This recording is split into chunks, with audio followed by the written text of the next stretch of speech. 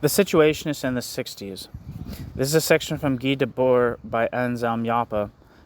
It's from the second section of the book, which is titled The Practice of Theory. Let's go. After 1962, the history of the Situationist International unfolded for the most part in France, with a membership that never exceeding 20 and generally standing at much less than that. The group sustained an often underground agitation whose significance has now been widely acknowledged in studies of the period.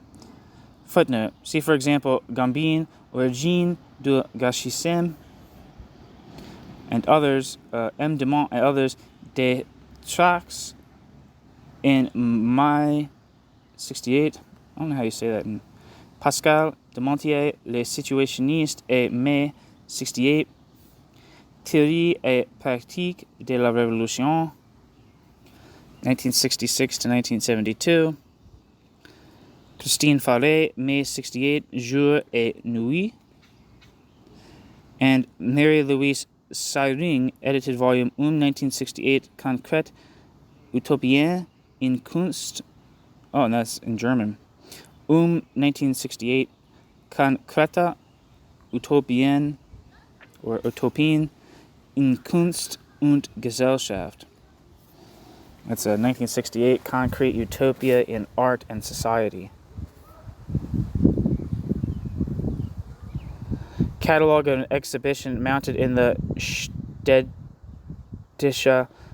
Kunsthalle, Dusseldorf, from the 27th of May to the 8th of July, 1990. This last publication pays the Situationists International this somewhat ambiguous compliment. Quote, by far the greatest influence that the theory of art and aesthetics exercised upon the protest movement of students and left-wing intellectuals was in all likelihood that of the Situationists, something which practically nobody recalls today, end quote. End footnote. The very least one can say is that no one anticipated the liberatory content of the events of 1968 as well as the Situationists, and this must be granted quite independently of the questions of the extent to which they may have, quote, influenced, end quote, the protagonists of those events, and the extent to which those protagonists may have been conscious of such an influence. 30 years later, now that Althusserianism, Maoism, workerism, and Freudo-Marxism have all disappeared into historical oblivion, it is clear that the Situationists were the only people at that time to develop a theory and to a lesser extent a practice whose interest is not merely historiographical but retains a potential relevance today. One second, I need some water.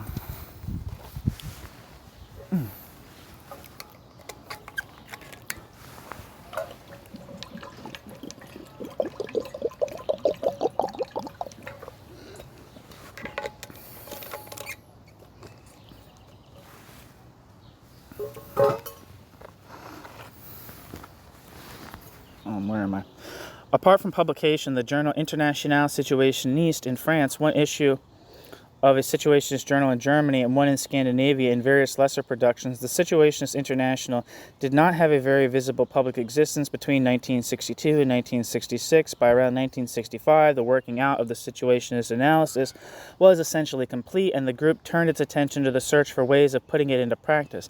This is apparent from the circulation at the end of 1965 of a pamphlet in English on the Black Uprising in Watts, in which the Situationist International contended that the spectacle designed for blacks was simply a more impoverished version of the one intended for whites. In consequence, blacks grasped the deception more quickly, and hence, since they possessed less than whites, proceeded to demand everything. Footnote. The decline and the fall of the spectacular commodity economy. International Situationniste, 1965. Debord's unattributed French text appears for the first time in International Situationniste, 10. End footnote.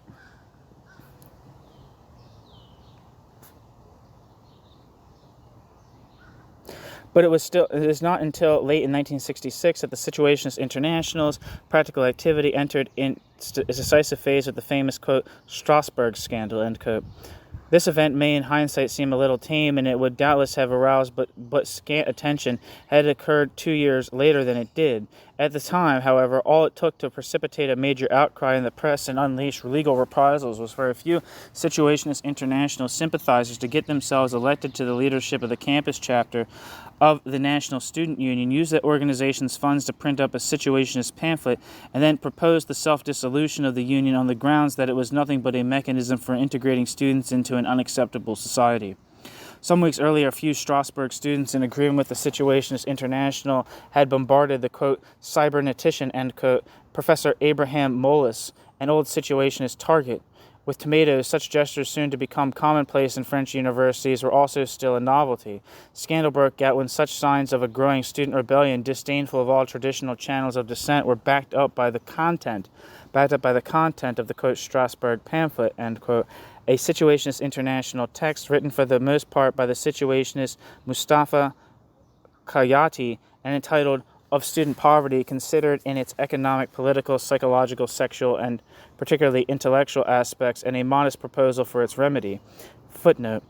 De la misère en milieu étudiant, considéré sous ses aspects économiques, politiques, psychologiques, sexuels et notamment intellectuels et de quelques moyens pour y remédier.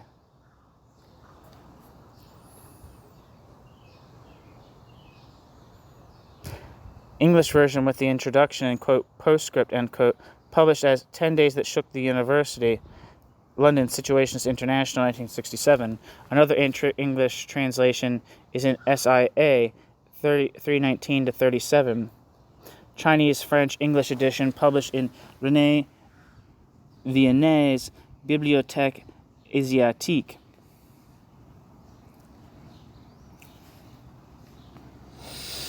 End footnote.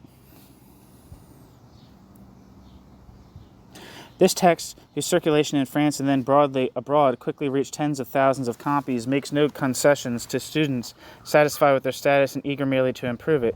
Quote, we might very well say, end quote, it begins, quote, and no one would disagree with us that the student is the most universally despised creature in France apart from the priest and the policeman, end quote. There follows a brilliantly mordant and satirical account of student life along with a synopsis of Situationist ideas. Kayati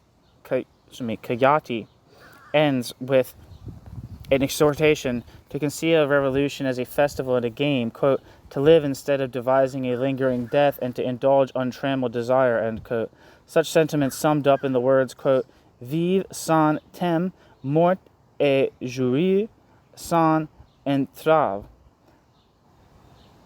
end quote, were soon to appear as graffiti on many a wall. Footnote. The Situationist International's refusal to admit the organizers of the Strasbourg scandal to membership of the group caused them to feel manipulated, occasioned furious slavos of mutual recrimination, and leading eventually to the expulsion of all the Strasbourg Situationists. Polemics of this sort arose several times during this period, often characterized by denunciations of Debord for his alleged dictatorial control of the Situationists International. End footnote. Late in 1967, the two major accounts of Situationist theory were published, Debord's La Société du Spectacle and Vanegam's Traité des Savoirs Vivre, la usage des jeunes générations. I don't know if I'm saying that right. Raoul Vaneghem, Traité des Savoirs Vivre, l'usage des jeunes générations, 1967, paperback edition with a new preface by the author in 1992.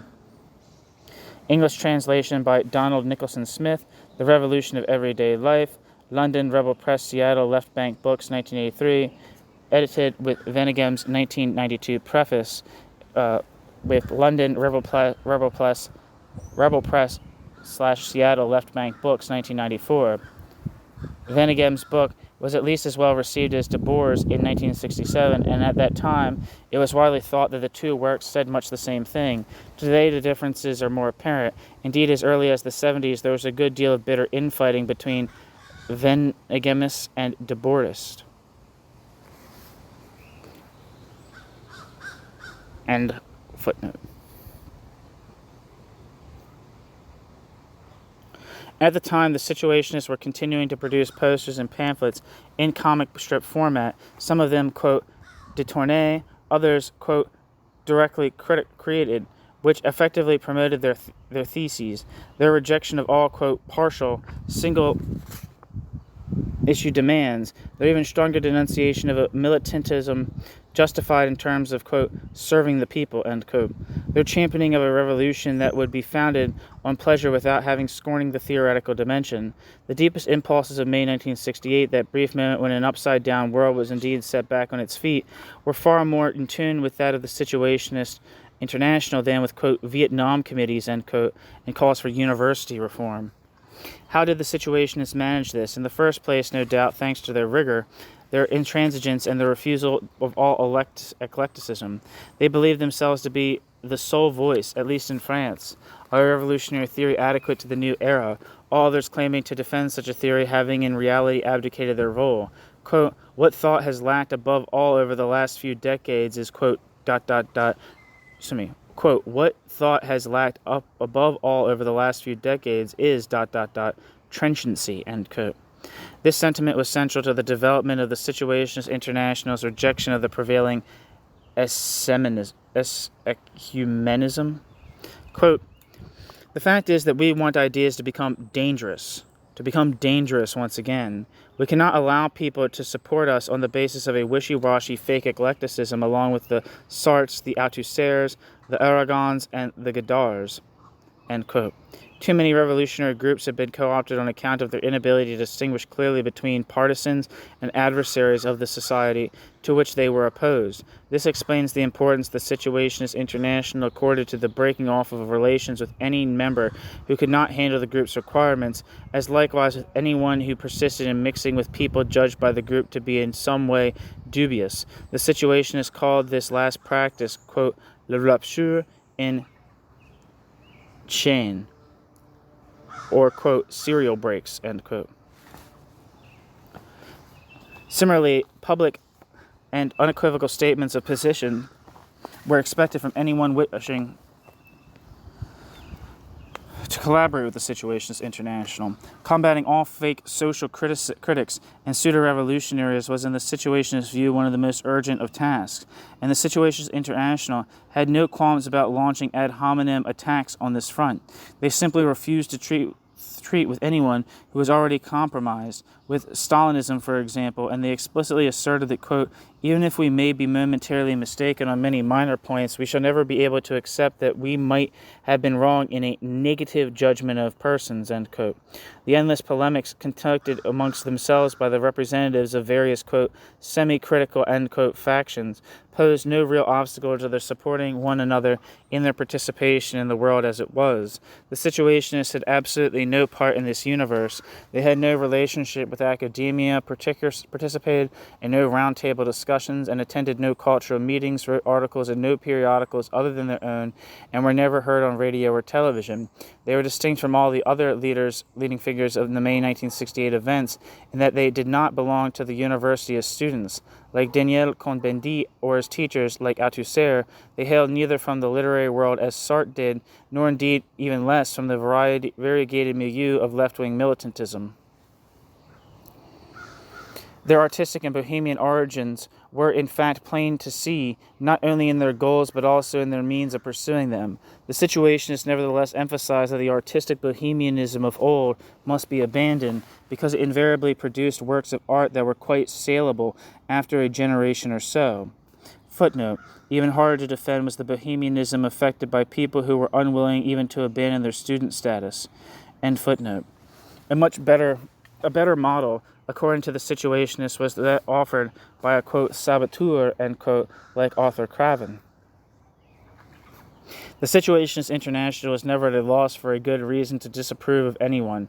Thus many people were rebuked for making theoretical accommodations with the existing state of things, or simply for abandoning revolutionary positions espoused earlier. Others were taken to task for possessing no theory at all, even though they might have a sincere interest in revolution, or worse, for holding the utility of theory in contempt, or again for condemning themselves to inactivity out of aggravated suspicion of any type of organization.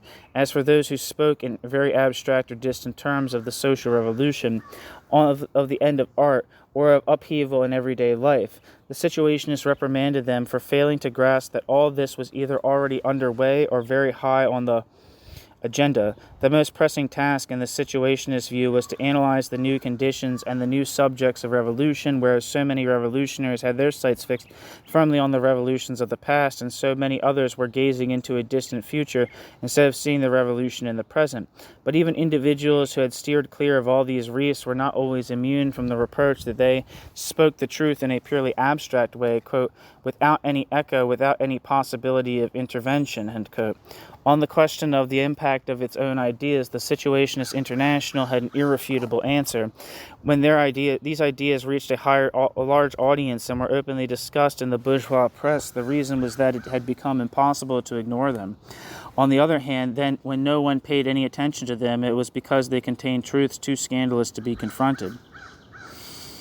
Now that the, quote, Ludic, end quote, critique of urban planning and the construction of situations had faded into the background, and the chief preoccupation of the Situationist International became that, quote, secondary proletarian onslaught of class society, end quote, for which the Situationist ideas were supposed to supply the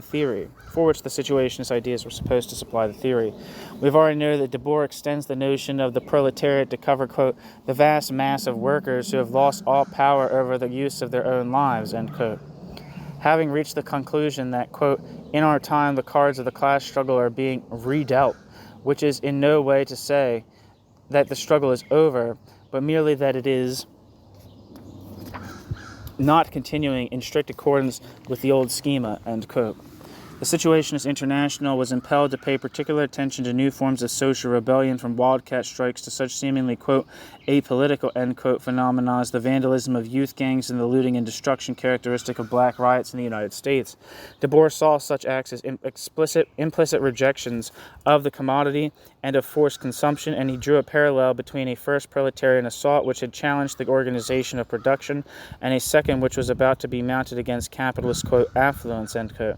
Just as the rise of the traditional workers' movement had been announced by, quote, Luddite, end quote, attacks on machines, so now such, quote, criminal, end quote, acts were harbingers of the destruction of, quote, the machinery of permitted consumption, end quote.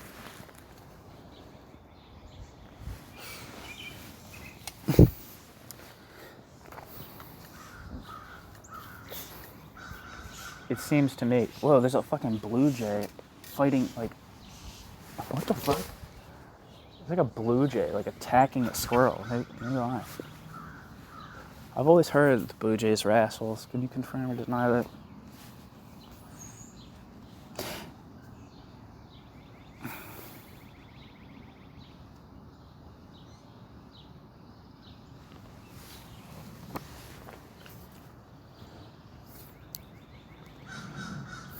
Where the hell am I?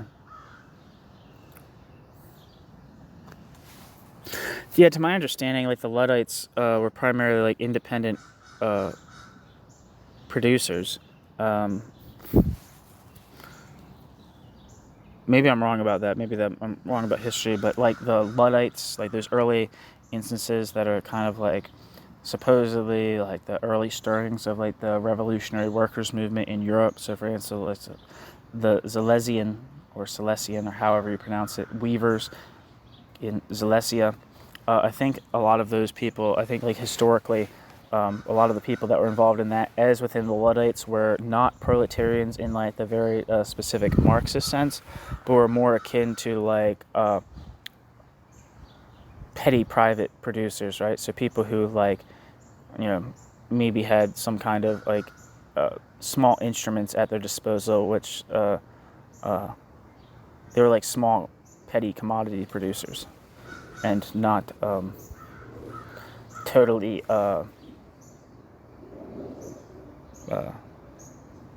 we're not proletarians, the doubly free proletarians in the strictest sense of the word.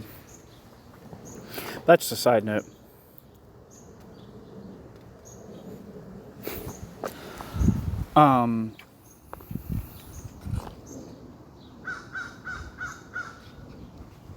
Where am I? The Situationists certainly had no monopoly when it came to monitoring all the signs of discontent and refusal that the society of the 60s provoked. They themselves acknowledged the historical pertinence of some sociological research, notably in the United States, but they were indeed alone in perceiving a new kind of revolutionary potential in those signs. When 1968 proved them right at any rate for a while, they could proudly proclaim that they were the only ones, quote, to have recognized and pointed out the new focuses of revolt in modern society, focuses which do not at all exclude the old ones, but on the contrary bring the old ones back to light, urbanism, spectacle, ideology, etc., end quote. The critique of urbanism was one of the main themes in the Situationist analysis of the degradation of life, and the tones used sometimes bespoke extreme outrage. This was a time when France was being covered by modern houses and entire new towns of hitherto unimaginable ugliness, and the Situationists evoked, quote, concentration camps, end quote, in this regard, describing city planning as a, quote, geology of lies, end quote. As a materialization of social hierarchies, they observed that modern architecture had about as much to do with places to live as Coca-Cola had to do with the satisfying drink. Supermarkets, high-rises, holiday resorts in the manner of the Club Mediterranéen,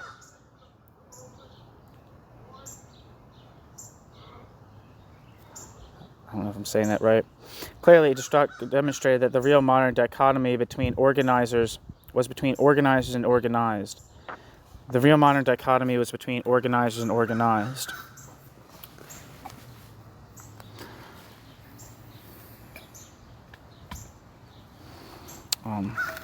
This was, of course, exactly the same distinction as the one so crucially to the spectacle between actors and spectators. The organizers and organized is kind of reminds me very much so, once again, of the Socialisme Barbarie, emphasis on the crux of modern stratification, modern class society, being that between order givers and order takers, or executors and executants, people who say do and people who do.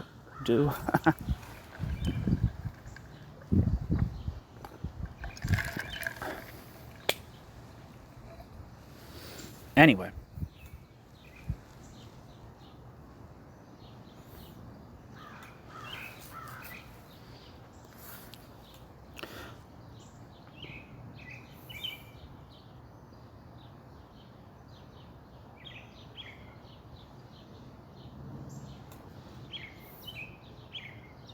The critique of urbanism was one of the main themes in the Situationist analysis of the degradation of life, and the tones are sometimes bespoke. Where am I?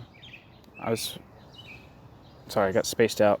The rejection, not just of all aspects of existing society, but also of practically all attempts to change existing society, frequently generate a tendency in proximity to Debord, from the letterist to the, quote, pro-situationist, end quote, of the 70s, toward a nihilism based on the firm conviction that all practical action was already a betrayal of the purity of refusal. On several occasions, Debord felt obliged to combat this purely abstract radicalism, which was usually a cover for the shortcomings of its proponents with respect to any kind of practical activity, and sometimes served purely and simply as a way of attacking the Situationist International for its, quote, arrivism, end quote, whenever it met with some kind of success in the outside world. I don't know what arrivism, it's like arrivism is what it looks like, but like in French.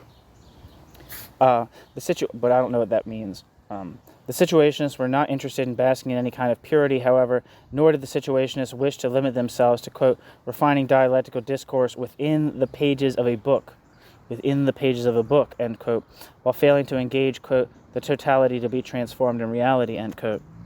This pitiless analysis of the power of totalitarian conditioning in the society of the spectacle did not blind the Situationists to the fact that countervailing forces were at work too. The system embodied insurmountable contradictions, among them its inability to alienate its subjects absolutely, to do entirely without, quote, their participation, end quote.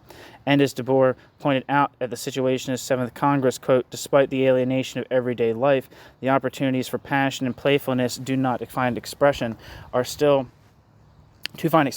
very real, and it seems to me that the Situationists International would be seriously in error were it to suggest that all life outside situation activity was completely reified, end quote. According to the Situationists International, a new revolutionary movement would lack neither for dissatisfaction as its motive nor for a revolutionary subject, but rather for any clear vision of the goals and methods of struggle. The emancipation of the proletariat had no worse enemy than the class's persistent illusions concerning itself. By failing to distinguish its conception of the historical struggle clearly enough from that of the bourgeoisie, the proletariat had allowed internal hierarchies, quote, representatives, end quote, who rapidly became uncontrollable authoritarian structures, and an uncritical attitude toward the state formed to transform workers' organizations, even entire states, in cases where those organizations had seized power, into the greatest of obstacles to the revolutionary project. The longest chapter of the Society of the Spectacle, the proletariat as subject and representation, is concerned with the history of the modern revolutionary movement. As we have seen, Debord locates the source of this movement's problems in Marx's thought itself, in the excessive faith that Marx placed in economic mechanisms to the detriment of conscious practice. Again, very similar to Sudissimo Barberini. The authoritarianism that Marx and Bakunin displayed within the First International was a symptom of the degeneration of revolutionary theory into an ideology, and it arose from an unfortunate assimilation of their project with the methods of the bourgeois revolution. The anarchists, despite several positive contributions, eventually fell victim to their own idealist and anti-historical ideology of freedom, while the social democracy of the Second International universalized the split between the proletariat and the autonomous representation of the proletariat, and was thus a precursor of Bolshevism. Real quick, there's a piece from the book that was titled Libertarian Socialism Beyond Red and Black, or whatever it's called, and I can't remember who wrote it, but there's a piece about Guy Debord and the Situationists International, and kind of like their reflections on like the history of socialism. And I think one of the theses that comes out of it, which I don't know what other people would say about it, but was that like both Marx and Bakunin were authoritarians. A very interesting idea. I mean, I don't know if that's actually Debord's position, but like it basically argued that for Debord, like the Bakuninists, who were kind of like very much partial to like secret societies and like kind of like vanguard like insurrectionary organizations, not in the same vein as like Leninism, of course, but kind of like this idea of like the conspiratorial like Blancist, like libertarian Blanchism or something like that, was in fact authoritarian, despite what the anarchists had to say about, or what became known as the anarchists had to say about themselves. And then Marx, the wing around Marx was also authoritarian on the grounds that it seemed very blinkered to the possibility of, this is how I'm remembering the essay, very blinkered to the possibility that large mass political organizations could very much become instruments of reform and seek to reinforce the society that conditioned them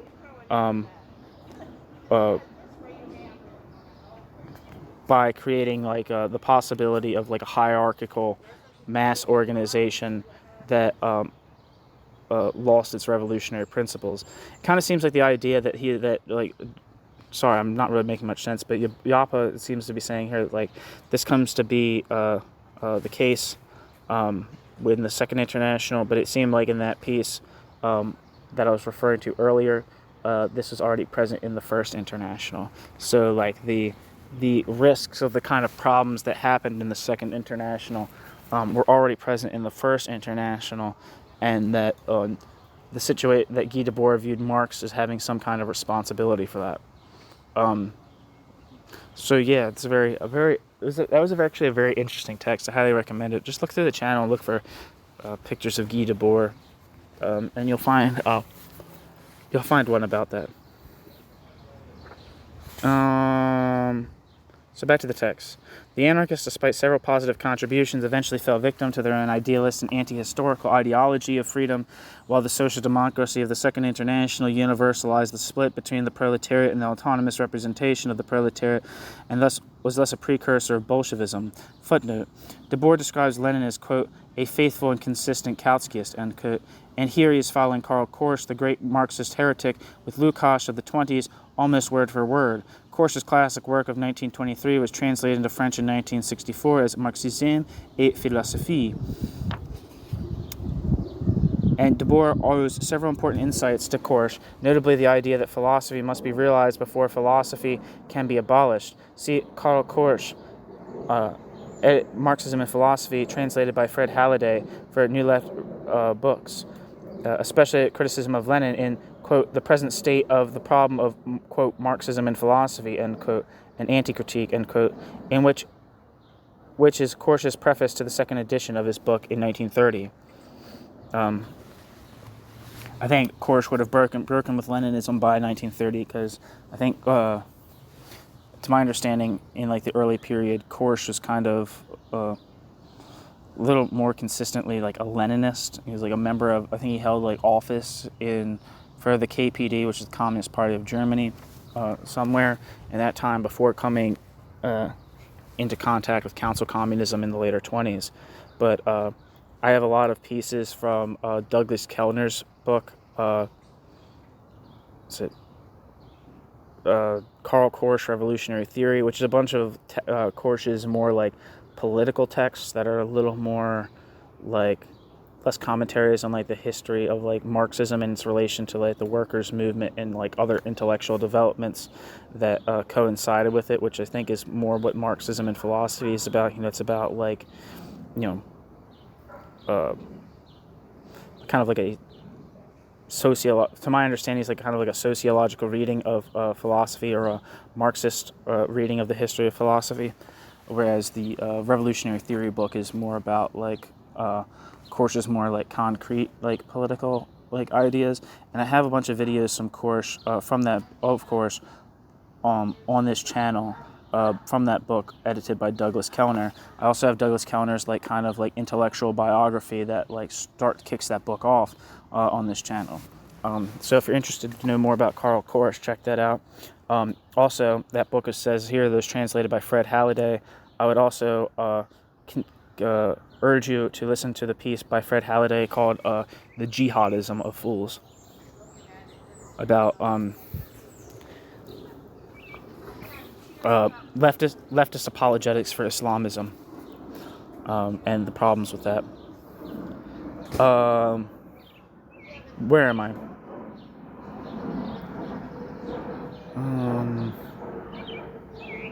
Anyway, back to the text. The October Revolution, once the radical minorities had been eliminated, led to the rule of a bureaucracy that merely substituted for the bourgeoisie as manager of the commodity economy. Led to the rule of a bureaucracy that merely substituted for the bourgeoisie as manager of the commodity economy.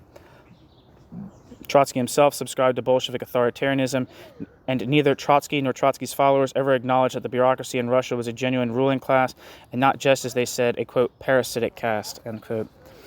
Again, that's true in large, and it's especially true of people like those who edited New Left Review, like Tariq Ali and Perry Anderson. They definitely subscribe to Orthodox Trotskyism. So that's kind of like the key cornerstone of, like, just as a side note, this is kind of like the cornerstone of Orthodox Trotskyism, is holding on to Trotsky's degenerated worker state thesis. Come what may, what developments occur in the Soviet Union, and unorthodox Trotskyism is largely, would people who like might largely hold on to like Trotsky's assessments about like world capitalism or political organization or any of a number of his ideas, but would disagree with Trotsky on the question of the degenerated worker state thesis, which again held that the USSR was not a class society but a worker state that was self-servingly exploited and dominated by a clueless and authoritarian bureaucracy. But a lot of people broke with that thesis. Important figures in that who would have broke with that, just a side note for those curious, would have been people like Max Shachtman, Joseph Carter, James Burnham before he became a Cold Warrior, C.L.R. James, Raya Dunayevskaya, Cornelius Castoriadis before he broke with Trotskyism, Tony Cliff, who had come to develop remain a rather orthodox form of Trotskyist, but no longer characterize the Eastern Bloc or the USSR as a worker state, but as straight up state capitalism, which definitely made him a very and the international socialists that were like kind of came out of his milieu, which is which probably is most well known today because of the Socialist Workers' Party, which has a lot of high ranking or very well known Marxist influenced, at least intellectuals, such as Alex Kalinikos, and John Molyneux and Ian Birchall, or is it Birchill? I'm not sure. But anyway, there's a lot of people that whose names you see like all the time, associated with Cliff's rank. But at least now they have a little more popularity. They've grown in popularity, especially due to a lot of the scandals that took place in Trotskyist parties in like the 1980s and things of that sort. But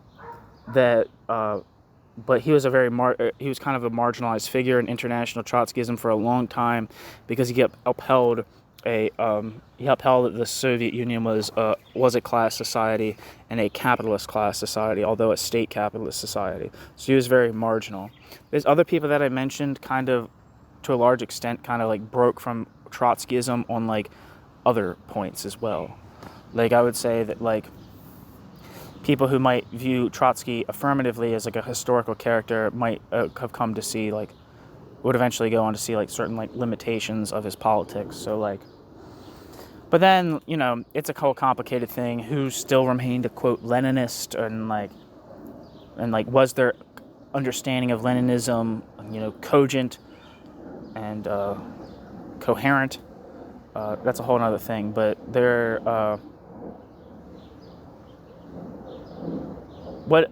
as a general rule, though, what Jappe is saying here is right. I'm just trying to give some of the flavor for some of the complexities and ambiguities within Trotskyism regarding the nature of the USSR. I hope some of that made sense.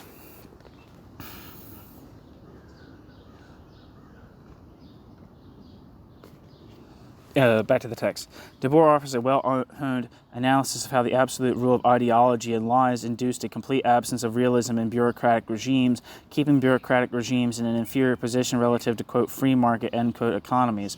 Nor is it possible for these regimes to reform themselves, for the bureaucratic class controlled the means of production only by virtue of its control of ideology, and consequently could never acknowledge the falsehood upon which it was founded, namely that it was not an expression of proletarian power, but indeed a bureaucracy exercising power in its own interest. And that what Debord is saying there is or what Jappe is saying, Debord is saying there at the very least, is a very common idea, right? That's a common idea. Like the Trotskyists, even the Orthodox Trotskyists, thought there needed to be a political revolution in the Eastern Bloc, like a new vanguard party with the new vanguard leadership representing the true interests of the Soviet or Eastern Bloc working class that would come in and kick out the bureaucracy and return,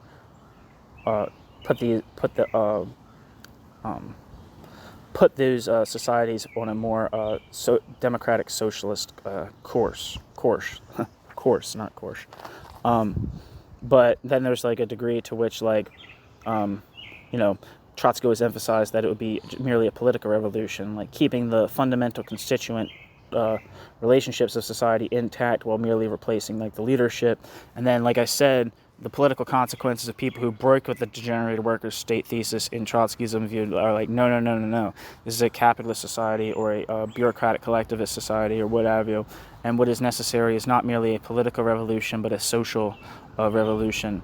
Especially the state capitalists emphasize like a reorganization of production along more democratic lines that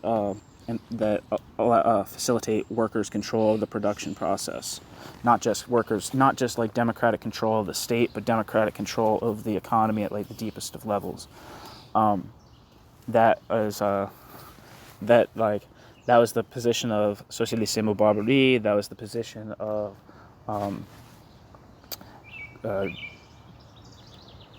obviously authors in Socialisme Barbarie. That was Claude Lafort's position, at least at that time. That was Castoriadis' position. That was also Raya Dunayevskaya, CLR James's position, and that was also Tony Cliff's position. But they also all viewed that these societies were worthy of revolutionary overthrow.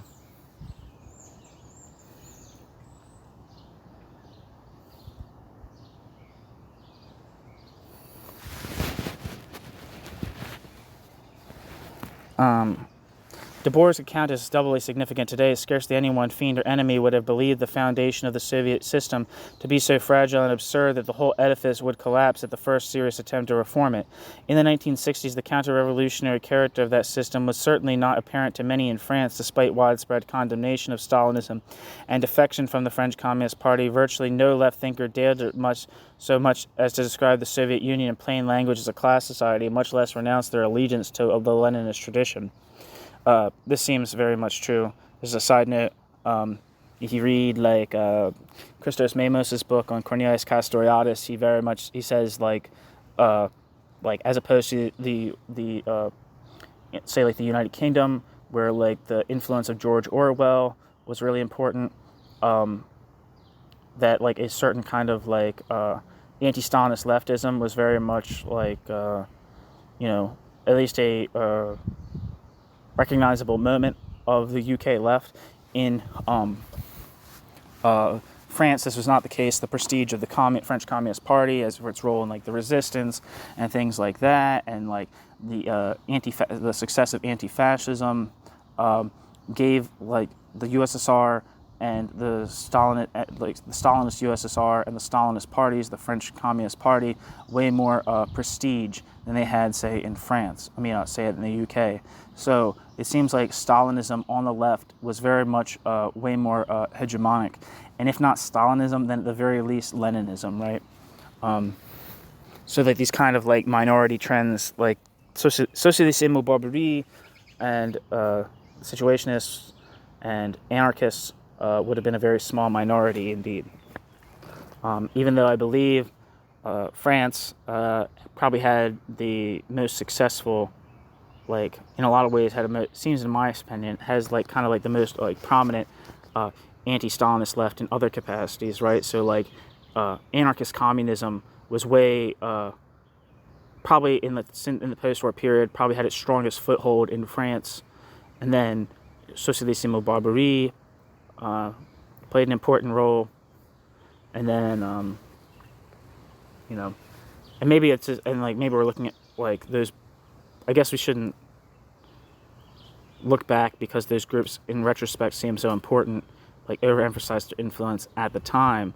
But it seems like while on the one hand these are marginal figures, I guess like there's some kind of math here that I'm doing. Like their proportion, like even if like in the French left they were a small minority, their mere existence is impressive compared to that in other places, I guess is kind of what I'm trying to say.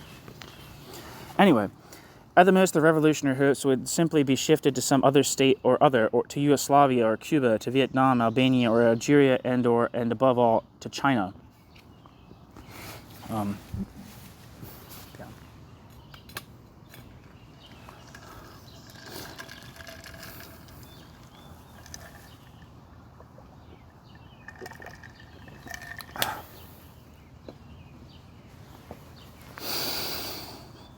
The task of illusorily representing the revolutionary option in the world had hitherto fallen to the Stalinist countries and their proxies, the so-called communist parties of the West. The conflict between the Soviet Union and China, however, along with a succession of splits between various bureaucratic powers, finally shattered any monopoly on this supposed option, thus making the beginning of the end of these regimes. As Debord wrote, quote, "This crumbling of the worldwide alliance based on bureaucratic mystification is in the last analysis the most unfavorable portent of the future development of capitalist society, for the bourgeoisie is now in danger of losing an adversary that has objectively supported it by investing all opposition to its order with a purely illusory unity," end quote.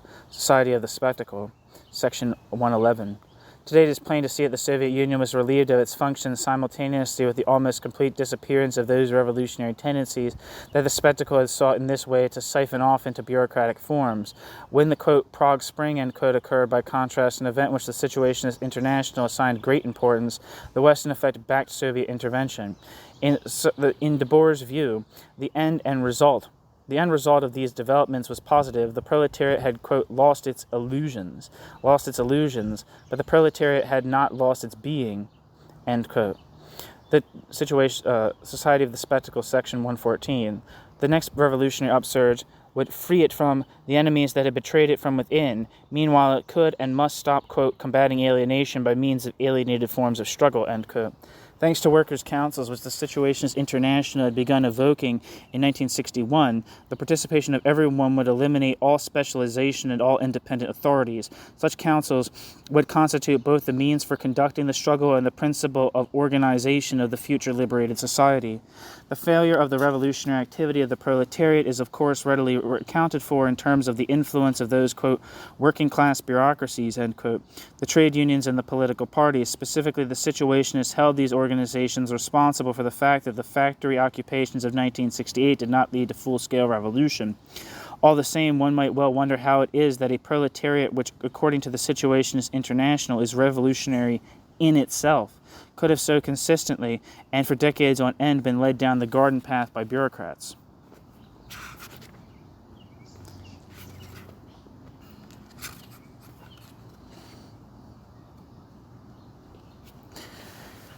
They're concerned that the next social explosion, too, might be diffused by these bureaucratic organizations, led the Situationists to sustain a sharply polemical relationship with all the neo-Leninist groupuscles that began to proliferate after 1965. Quote, militantism, end quote, was in any case unacceptable to the Situationists, especially when grounded in a logic of self-sacrifice and according to which a political activity, acknowledged by its own practitioners to be unsatisfying, albeit morally necessary, went hand in hand with a thoroughly conformist lifestyle. Quote, boredom, end quote, ran a Situationist slogan, quote, is always counter-revolutionary, end quote.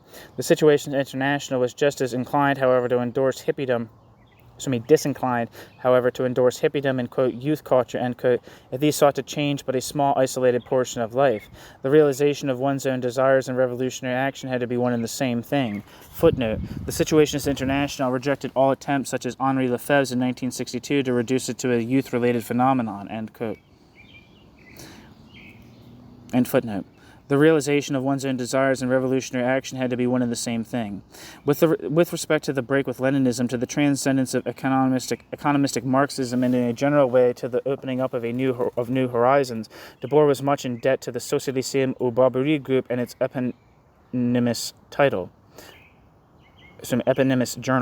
Footnote, in 1976, Champs Libre, or Champs Libre, I don't know how to say it, brought out a new edition of USSR bureaucratic collectivism by the Italian Trotskyist Bruno Rizzi, first published at the author's expense in Paris in 1939, and then almost entirely forgotten. According to Champs Libre's jacket copy, Socialisme ou Barbarie drew extensively from this source without ever acknowledging the fact. Okay, let's be clear. This is extremely dubious.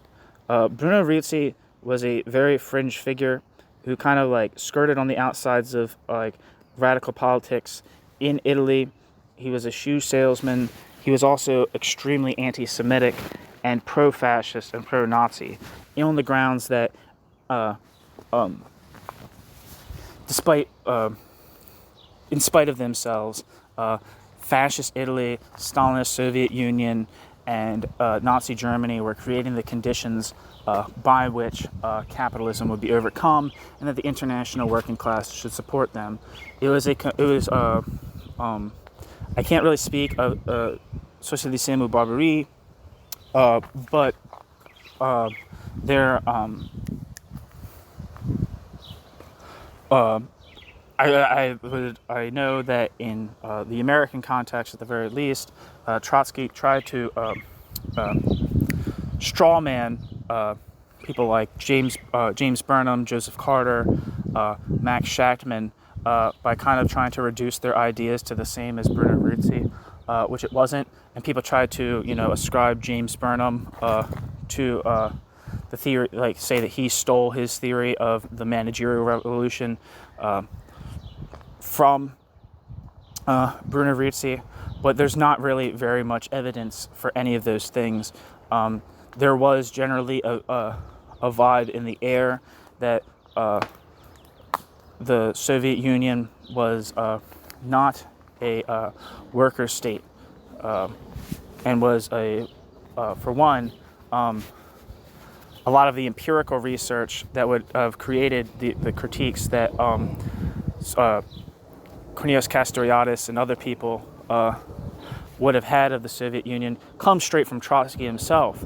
The empirical detail of it, they think that the main thing was that his kind of like, there was a distinction, there was a contrast between like the empirical research and the details that Trotsky provided, and his own, the way that he funneled those empirical findings into his theory of the degenerated worker state.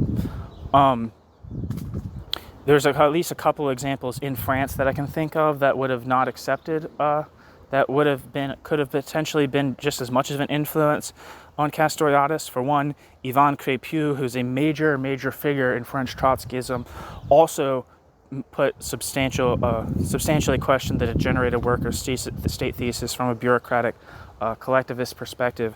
His piece on that is actually on this channel. Another person that would have been very important would have been Boris Souvarine, who was challenging Trotsky on this score, on the degenerated worker state as well. Other people that would have been important challengers to it would have been Grandizo Muniz, who could challenge the degenerated worker state thesis with a state capitalist thesis, and he had a lot of influence on Natalia Sadova Trotsky, Trotsky's widow, which caused her to break with the Fourth International, and it would not abandon the conception of the USSR as a degenerated worker state, and dogmatically held on to Trotsky's theses without questioning their current applicability. Other people that might have been important would have been probably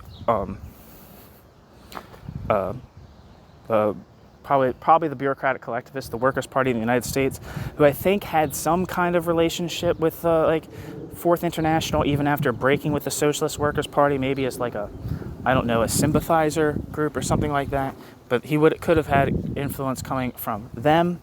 He could also have had influence coming from like the minority within the Workers' Party that would eventually join the Socialist Workers' Party, the more like orthodox wing of U.S. Trotskyism, coming from Ryadonievskaya and C.L.R. James. There's a lot of people in that epoch who were saying a lot of similar things, and obviously all of them had their different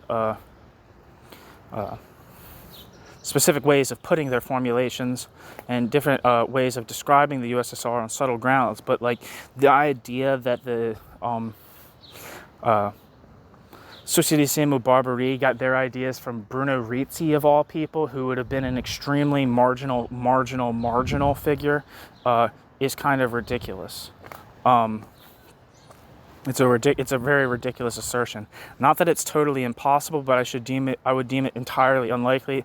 There's people they could have gotten ideas from that would have way more public figures in the milieu which they circled, that would have that they would have been aware of.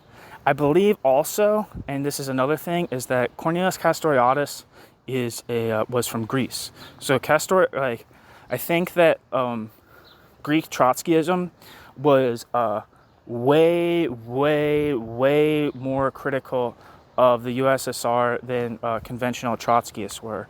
I can't really speak on that too much, but I also know that Castoriadis had like direct experience, not as himself personally, but a direct awareness and a sensitivity to the way that the Trotskyists were persecuted by the Communist Party during the Greek Civil War, which the Communists obviously eventually lost. So I would say that there's definitely like a lot of resources that Socialismo Barbari could have drawn on. Also, it seems like Castoriadis was way more familiar with, for one, like the early critiques of Rosa Luxemburg, but also he was familiar with like the work of the Council Communists, probably a little more so than others. Castoriadis had a pretty famous exchange of letters with Anton Pannekoek in the early 1950s. So yeah, I'm going on just telling you all the things I know, which I'm sure is really fucking annoying, but hopefully it's interesting. It's all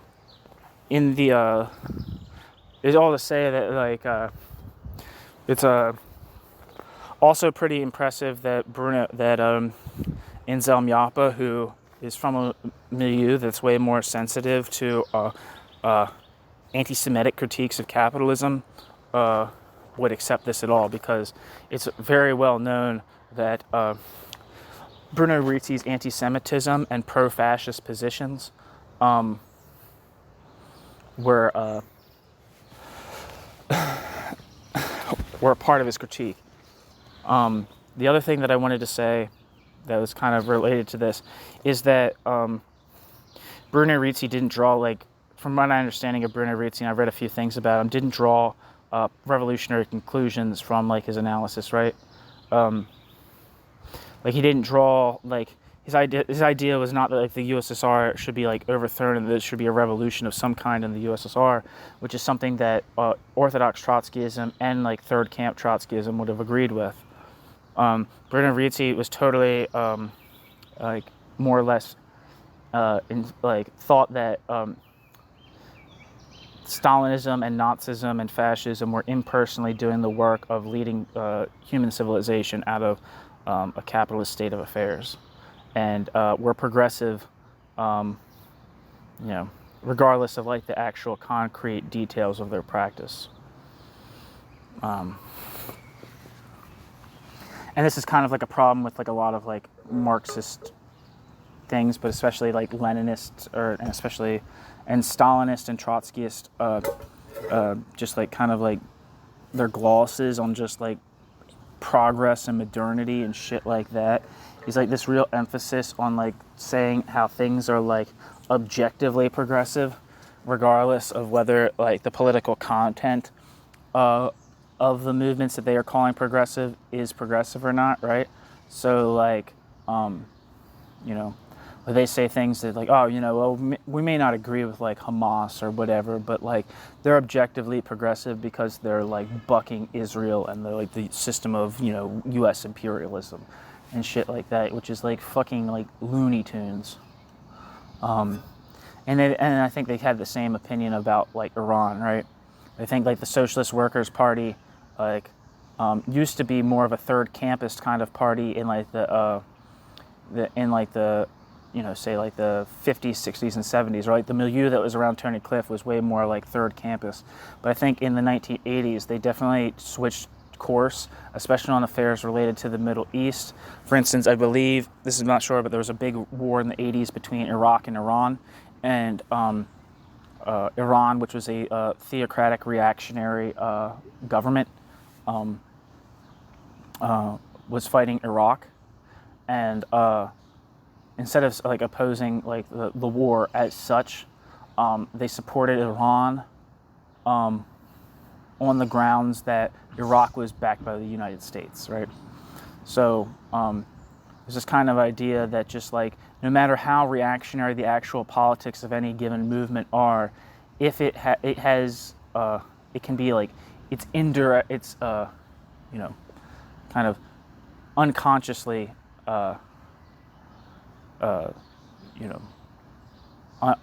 unconsciously doing the Lord's work. the Lord being history or progress or something like that.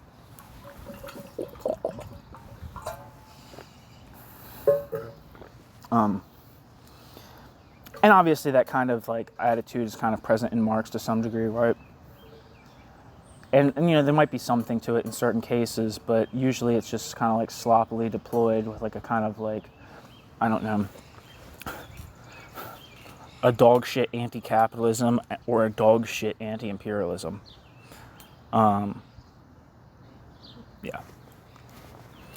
Sorry, talked way too long.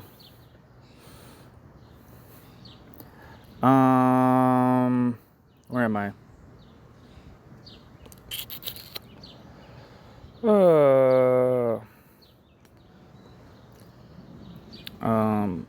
So end footnote.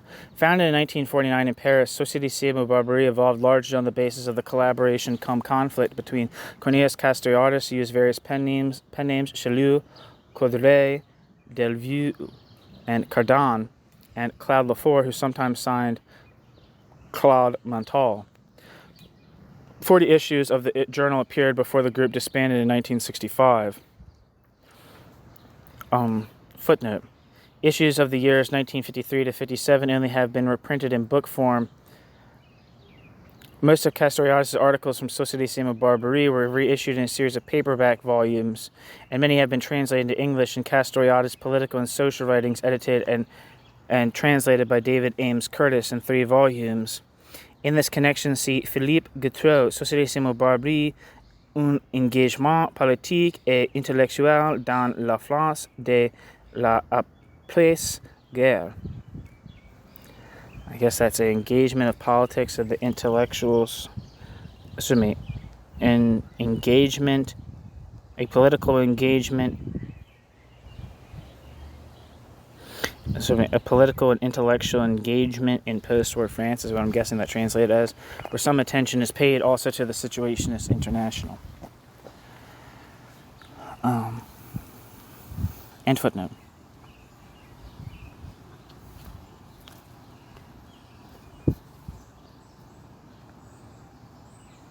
The starting point had been a break with Trotskyism centered on Trotsky's definition of the Soviet Union as a worker state in essence, but a worker state that had been, quote, deformed, end quote, by the contingent rise within it of a, quote, parasitic stratum, end quote.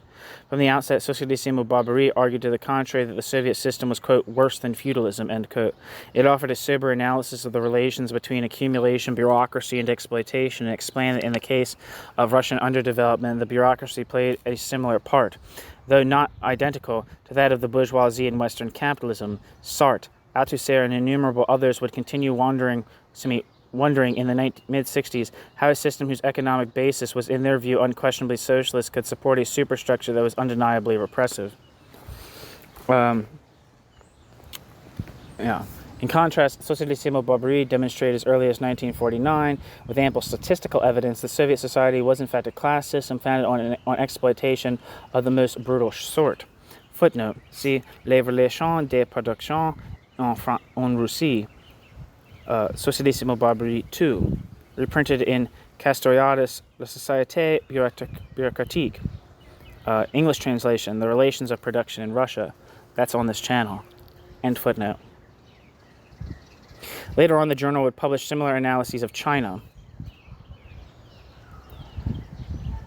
The basis of such new analytical insight was the realization that in modern societies, the legal ownership of the means of production, which in Eastern European countries could even belong formally to the workers, was in actuality even more separate from the actual management of those means. Thus, the oppression and exploitation of the proletariat was the job of bureaucratic managers, not only in the East but also in the West. The real antagonism everywhere was that between the organizers and the organized, between those who gave orders and those who followed them. This meant rejecting, and here was another departure from Trotskyism, the idea of a vanguard party, which clearly only reinforced that antagonism. It was thus that Société Civile Barbarie came to rediscover the idea of workers' councils. But then the group was mired in an interminable debate over whether to confine their role strictly to that of class instrument, disseminating information to the workers, or refusing anything resembling party building, or whether, on the contrary, to accept the view that such a course would mean dooming themselves to hopeless ineffectiveness, and therefore that some form of organized vanguard activity was indispensable. Before considering the Situationist response to this problem, which confronted all the French groups positioned between anarchism and communism, it is worth pausing to note a number of contributions made by Socialisme Barbarie, especially during the during the later 50s. The economic and social analyses presented in the journal were buttressed by empirical detail to a degree quite untypical of the French debate of the time, which tended to be abstract and rhetorical. Very early on, the group pointed out how the fragmentation of production and of social life as a whole had reached the point where their meaning could be explained only by specialists, and it evoked the disappearance of the factory as an agent of socialization. It also pointed up the basic contradiction that arose in consequence inherent to a system that sought to deprive individuals of all power of decision, even over their own lives, without being able to dispense with their collaboration. Socialisme Barbarie argued that the true content of socialism was neither a planned economy nor simply an increase in the material standard of living, but rather the prospect of giving meaning to life and work, releasing creativity, and reconciling man and nature. See especially Castoriadis' On the Content of Socialism too. I actually have that on my channel twice, because it was the book of... I read a book that was by Castoriadis, which was put out by like a small distro, like radical distro that republishes text. This is called like Thought Crime Inc. It wasn't Crime Think, but it was like Thought Crime Inc. or something like that was the publisher. But it's called Workers' Councils and the Economics of a Self-Managed Society, or something like that. Which that was the title on the book, but which I guess sounded better than On the Content of Socialism 2. But I read that, and then I read On the Content of Socialism too. It's a very, very important piece. I couldn't recommend it highly enough. Anyway, thus the traditional left was attacked for always restricting itself to demands for more production, more education, etc. of the kind that already existed. Reducing working hours was not a sufficient remedy if work itself remained a servitude, if work were not rendered, quote, poetic, end quote. The theme of generalized self-management, which was to have so much success in 1968 and its aftermath, appears here perhaps for the first time. In contrast to the, quote, orthodox, end quote, Marxist members of Socialisme Barbarie, in contrast to the, quote, orthodox Marxist, the, quote, orthodox, end quote, Marxists, members of Socialisme Barbarie were convinced that capitalism was quite capable of providing workers with adequate economic security, even in the long term, and since high wages and increasing free time contributed to the stability of the system, they felt that these would continue to be conceded. What had formerly been considered insoluble contradictions in capitalism, as for instance crises of overproduction, were in reality indicative merely of a capitalism that had not yet been perfected. On the other hand, the true basic contradiction of capitalism was now becoming visible, namely the system's need to stimulate participation from its workers while at the same time barring it. The class struggle of the future ought therefore to be grounded in, quote, subjective, end quote, factors, first and foremost the desire to reject an imposed passivity and create another kind of life.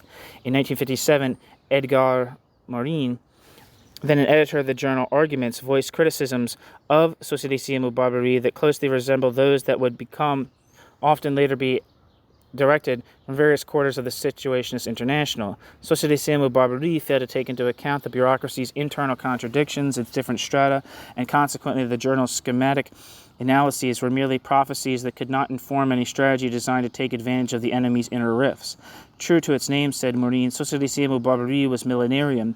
The choice was absolute, as between socialism or barbarism, reducing everything to the single proletariat/bureaucracy opposition. Quote, Socialisme Barbarie goes straight to the crux of the matter, but only to isolate and hypostatize it, end quote.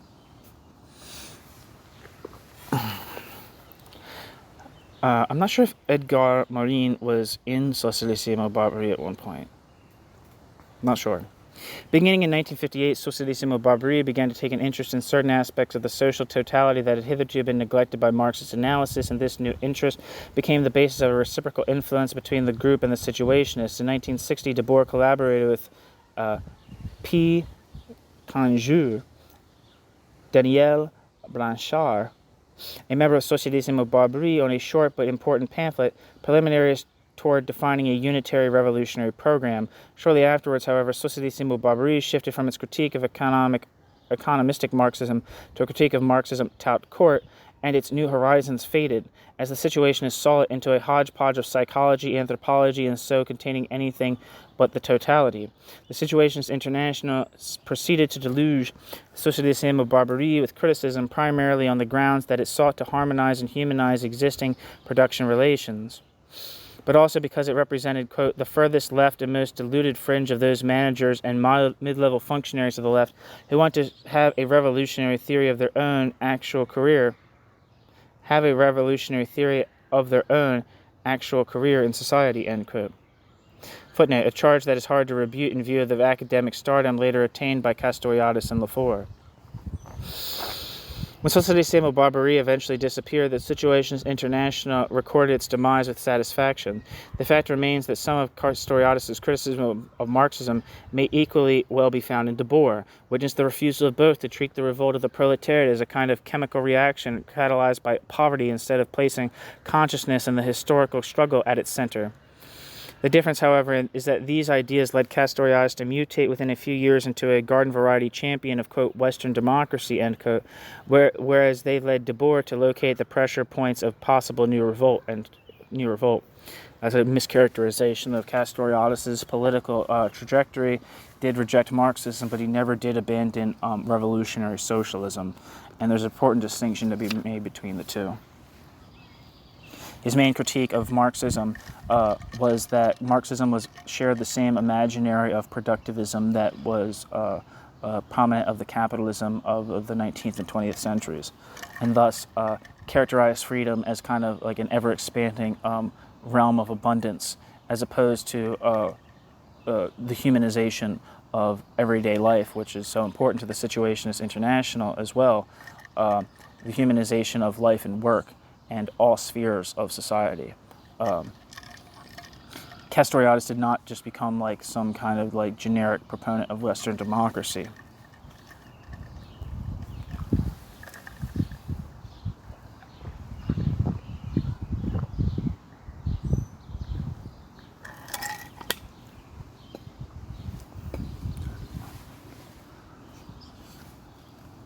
Unlike some anarchistically inclined groups, the Situationists International did not believe that the concept of a vanguard had to be exercised utterly as being absolutely inextricable from, quote, the Leninist notion of the, quote, vanguard, end quote, party, whose task it was to represent and above all to direct the working class, end quote.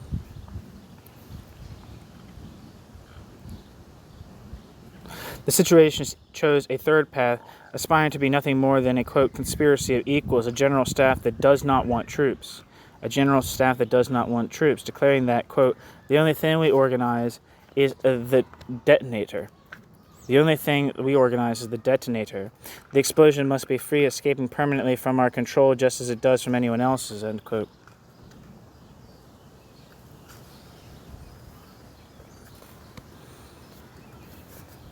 That's actually very anarchistic. It kind of is basically what I was saying earlier, if you were listening to me, about like this kind of like anarchistic Blanchism of Bakunin. The point was made quite clearly, quote, the Situationists International does not want disciples, end quote. What was sought was an intentionally very small group, quote, the purest form of an anti-hierarchical body of anti-specialists, end quote. The purpose was threefold: to ensure participation, quote, only at the highest level, end quote, to maintain internal coherence, and to establish relations of equality between all members. The third aim, at any rate, as the Situationists International admitted, was, in fact, never achieved. In sharp contrast to organizations of, quote, militants, end quote, the Situationists International not only refused to proselytize, it also made entry into the group particularly difficult. One of the conditions required was to be, quote, possessed of genius, end quote.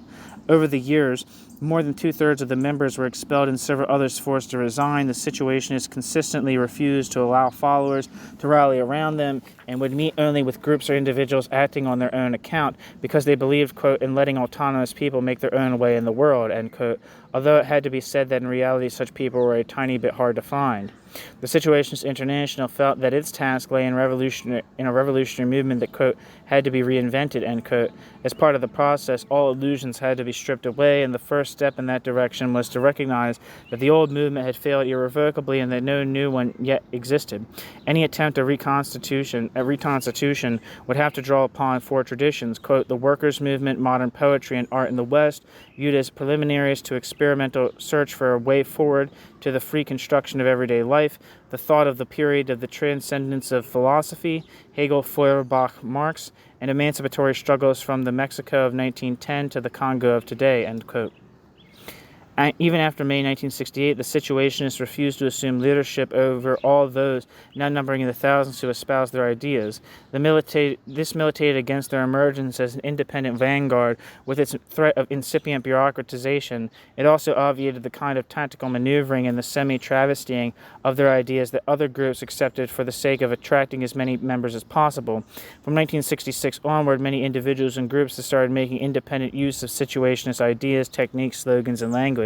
This helped lend the Situationist International an aura of mystery. The organization seemed like the invisible and impenetrable eye of a whirlwind, for the Situationists had no headquarters, they never talked to journalists, they had no public meetings, and nobody knew exactly who or how many exactly they were. Indeed, after May 1968, the Situationist International's hand was seen in a multitude of oppositional actions with which in reality it had no direct involvement. In his book on the enragés and the Situationists in the occupations movement of May 1968, the Situationist René Viennet writes, quote, the agitation launched at Nanterre by 4 or 5 revolutionaries who would later constitute the enragés was to lead in less than 5 months to the near liquidation of the state, never has a campaign undertaken by so few individuals resulted in so short a time in such consequences, end quote. Partial translation in English by Autonomous Media titled Enragés and Situationists in the Occupation Movement, France, May 68. End footnote. The hyperbole notwithstanding that the enragés really did start a chain reaction, it is certainly true that Debord and his friends had developed an unheard of degree the ability to obtain enormous results from few actions carried out by a few people. In this way, too, the line was given on the practical level to the thesis, so fashioned in the 60s, of the death of the subject and of the individual. The Situationists indeed called for, quote, masters without slaves, end quote, in a society that had lost all, quote, mastery, end quote, over its means, and where, quote, the masters come from the negative. They are the bearers of the anti-hierarchical principle, end quote. For the Situationists International, then, the task of the avant-garde was not to bring revolutionary movements into being, but rather to offer theoretical support to already existing movements. Capitalist society was already foundering on its own. Alternatives were what was lacking. Nor was it a matter of, quote, utopian, end quote, alternatives, whereas the old utopians had been theoreticians in search of a praxis. In 1962, according to the Situationists International, there was a, quote, host of new practices in search of their theory, end quote. Apart from the revolutionary practice, moreover, all the technical means and all the other material conditions required for the building of a new society were now present. This was therefore a, quote, imminent critique, end quote, of society, after the fashion of Marx, or in other words, a critique that did not outline some abstract utopia, but instead confronted the reality of society with its promises and pretensions. This was why the Situationists firmly rejected the suggestion that their ideas were utopia. Those ideas were not only realizable, they were above all, quote, popular, end quote, and in everyone's head, because the Situationists International, quote, identified with the deepest desire present in everyone, end quote. An avant-garde that merely explains to the proletariat what it can do and incites it to do it was in no danger of becoming manipulative. The Situationists believed, therefore, that they had no need to go out and sell their theory, and that on the contrary, the real struggle of the workers would surely bring them to the Situationist International's door, at which time the Situationist International would place itself at their disposal. The Situationists were nonetheless masters of the art of self-advertisement.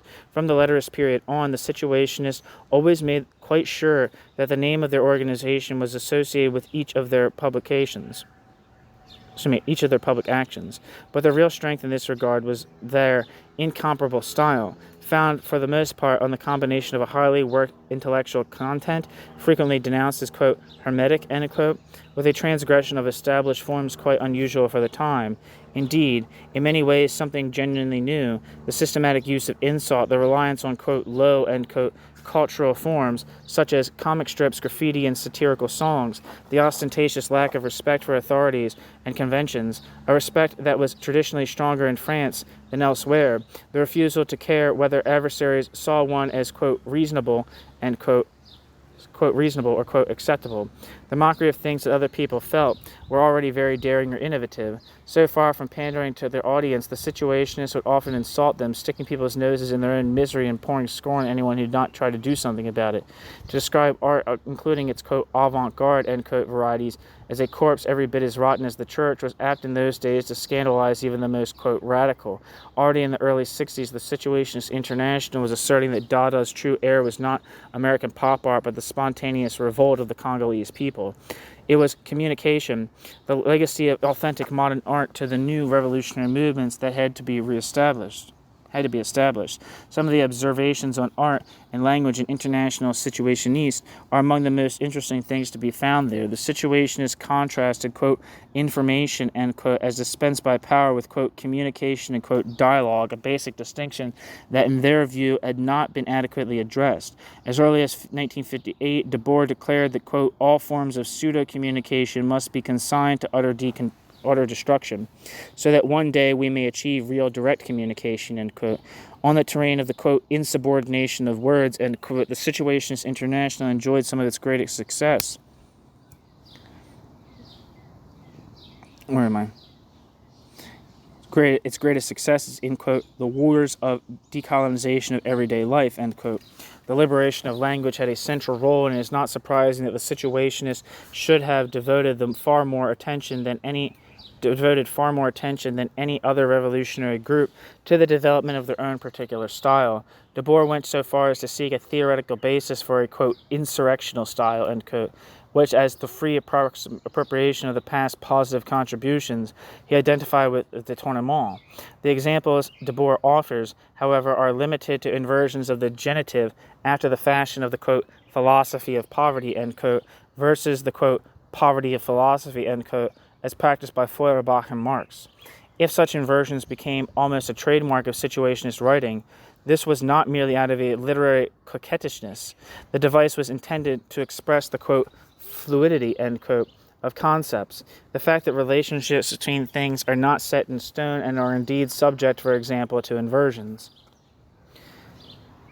All the same, the stress continually laid by the Situationists on, quote, communication, end quote, is in a way belied when they assert, for instance, that, quote, people must make or take us or leave us as a whole. There can be no picking and choosing, end quote. Footnote. The concept of communication was taken by the Situationists in a broad sense that included conveying the idea of the impossibility of all communication. Conveying that idea was a typical feature of modern art, part of its destruction of all traditional languages, and it naturally caused many to reject it as, quote, incomprehensible, end quote, and thus hardly communicative.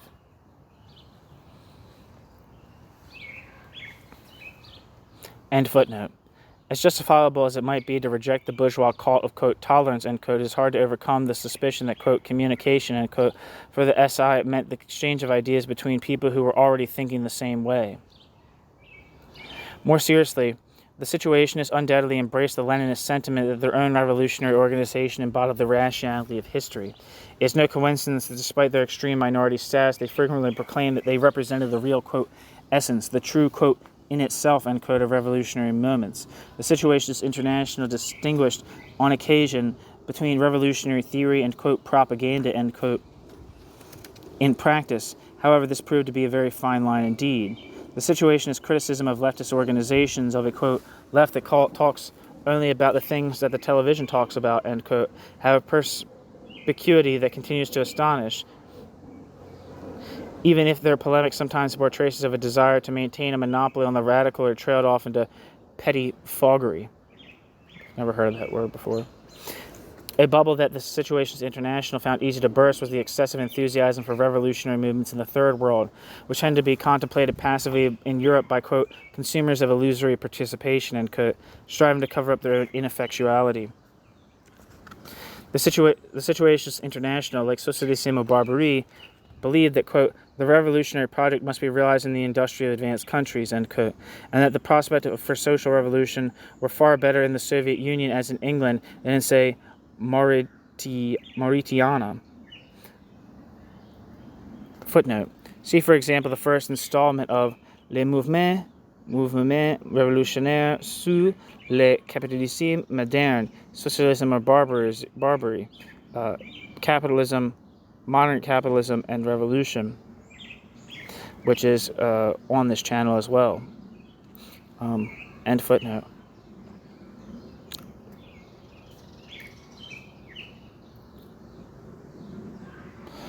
On the other front, the Situationists were far from convinced that the students could constitute a revolutionary subject, nor did, quote, the young, end quote, per se, on the various, quote, various, quote, marginal, end quote, groups inspire any confidence in the Situationists International in this regard. This was another thing that radically distinguished the Situationists International from other left-wing currents that it might be said to resemble in some respects. Only the proletariat on the Situationist view occupied the crucial position that would allow it to overthrow the entire social order. It has frequently been remarked that this view is somewhat paradoxical for a group that, doubtless before others, had abandoned any positive notion of work. The whole of the left, including the anarchists, had always thought in terms of liberating work and based the proletariat's entitlement to rule society on the fact that it was the proletariat that labored. The programmatic demand for a liberation from work, as a way of asserting the rights of the individual under the banner of subjectivity and play, had precedence only in the artistic avant-gardes, as witness Rimbaud's, quote, I will never work, end quote, or the cover of the fourth issue of La Révolution Surréaliste of July 1925, which declared, quote, war on work, end quote. I think there was a phrase, I had a friend who was going to get this tattooed on there, which I thought was a sick tattoo idea. There's a quote from Rimbaud that's titled, where he says, like, I have a horror of all trades. In 1960, Debord and Conjurers, in 1968, Debord and Conjure asserted that working toward making productive activity passionate by means of a, quote, general permanent conversion of not just the means but also the ends of industrial labor will in any case be the minimum passion of a free society, end quote. One of the greatest joys of the Situationists during the general wildcat strike of 1968 was seeing the reappearance on the walls of a graffito that Debord had famously put up back in 1953, quote, never work, exclamation point, end quote.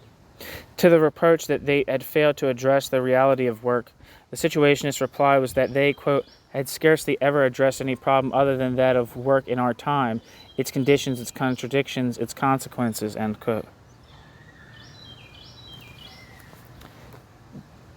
I mean, and that's and that's a problem with like language things. Like when people say things about like, abolishing work or abolishing labor and stuff, it's not that what they're saying is like wrong or incorrect or whatever, but when you just use a colloquial word for like purposes of shock value, which is largely a lot of times I feel like what it is, you're just inviting misunderstanding of what you're saying.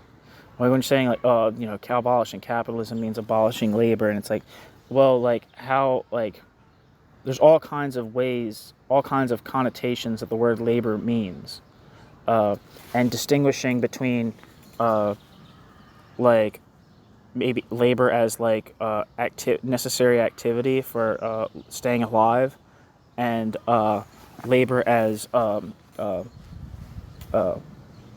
labor in a society based on commodity production, which I think is what is being generally being what is alluded to, or being what is referenced. Actually, making those distinctions is like a good way of like covering your ass from just immediately having like the most obvious and banal criticisms of your position presented to you. It's like, it's just kind of like one of those things. There's like this kind of like this, like, I don't know, it's kind of like a cultural thing. And it seems a little less, and I think like the Situationists are probably an extreme example of it from my understanding. But to just like put like theses in the most like blunt and like hard-nosed way, and then kind of like either for like points of gaining attention, or like proving one's militancy, or proving, or any other number of things, or it just sounds good, which doesn't mean that just because it sounds good doesn't mean that it isn't in fact good. It can sound good and be good, and I think a lot of times it is. But when you do that, when you kind of like say like agitprop slogans, and like the specificity of what is being meant there is like not elaborated upon, it just it does not improve communication, and it doesn't improve like appeal of like your ideas to anyone besides like your five corner of like your petty hipster doofus friends. There's like two things in like leftism that like fucking get on my nerves. One is like fucking like knuckle dragging like populism, which is like kind of like talks about the people and kind of like views like anything that like the oppressed like is inherently like subversive of society, which it's not.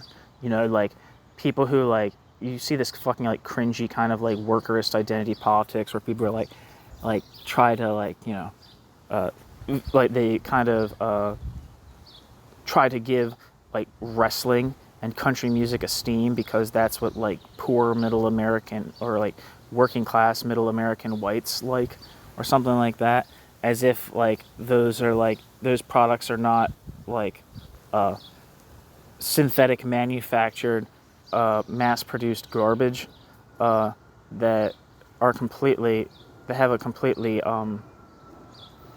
if not reactionary, then at least a very like placating, like pacifying role. There's this kind of like that, so like that's kind of a thing, right? So like kind of viewing like the people, like the earthy, natural people of the world who do all the hard work and actually, till the soil and do all the hard work or whatever, and kind of just having like this barest, like most base, like common denominator kind of thing. That's one type of cringe to me, or like one, I don't like using the word cringe, sounds douchey, but that's one type of like problematic like perspective to have. The other one is kind of like the very like elitist, like artsy, like urban kind of like elitism, like that's that is like kind of this like, I don't know, really influenced by like the fucking like smuggish prickness of like the cool guy world of like the art world, you know what I mean? Like that is another kind of like distasteful thing. Like on the one hand, like, critiquing, I think there's definitely a very substantial critique to be like made of like, normativity and like being basic and kind of like thoughtless and kind of just like a passive like conformist person. But I'm also concurrently disgusted by the concept of like normie, which I view as like entirely just like, I don't know, hierarchical and elitist in like a way that's on like the kind of like moral plane. So there's like those two things, and like I feel like the Situationists oftentimes kind of represent that kind of like style of like expressing one's ideas and like an attitude to like, I don't know, to like it's definitely like a smug thing. If you know the band Orchid, which I think is great, like it's like a kind of like a joke, but there's a song called Tigers, where it's like, I kiss the girls that speak Makusa, I love the boys that speak Foucault, I love the kids that know Adorno and snub my nose at kids who don't. I make love in theory and touch myself in practice. What's good for the posture is good for the pose. See, that kind of like cheat, that kind of like I don't know, that vibe that's kind of being, at least in my interpretation of the song, is like being mocked there, is like the whack end of like the dog shit alternative to like ill-conceived populism.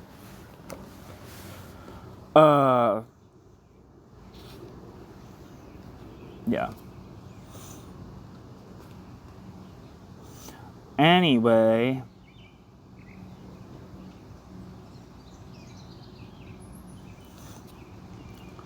and it is quite true that although they never produced detailed analyses of the work world after the fashion of Socialisme Barbarie, the Situationists International clearly showed how the logic of work had been extended to all social life and especially to the consumption of leisure time. The Situationist thesis was that society's source of meaning and self-justification, the point of reference whence individuals derived their identity, was in the process of shifting from work to so-called leisure activities. Especially during the early years, the Situationists looked upon themselves as bearers of the, quote, modern, end quote, and this sometimes in the tritest sense, as when they proposed destroying old buildings to make way for new. At the same time, their most dangerous enemies, as they saw it, were those, quote, were those modernists who sought to use the results of progress, and especially of revolutionary progress, as means for improving the prevailing organization of society. This applied above all to, quote, cybernetics, end quote, very much in vogue in the 60s as a supposed answer to all problems, but also to semiotic structuralism, information technology, industrial psychology, and so forth. The Situationists were well aware, however, that they were, quote, necessarily on the same road, end quote, as those who were at the opposite pole from them as judged by intentions and outcomes. Consider, for a good example, the Situationist contempt for Jean-Luc Godard, whom they accused of appropriating many trouvailles from the avant-garde, and notably from the cinema of Guy Debord, without the slightest understanding of any of them. The Situationist International was thus also well in advance in its grasp of another idea that became very fashionable after 1968, namely the idea of co-optation or récupération. Later, the Situationists would go so far as to comment sardonically on, quote, people who, ... have little to worry about on that score, since they generally don't possess much that could arouse the rapacity of recuperators, end quote. That's the end of this section. The next section is titled May 1968 and After. Thank you for listening.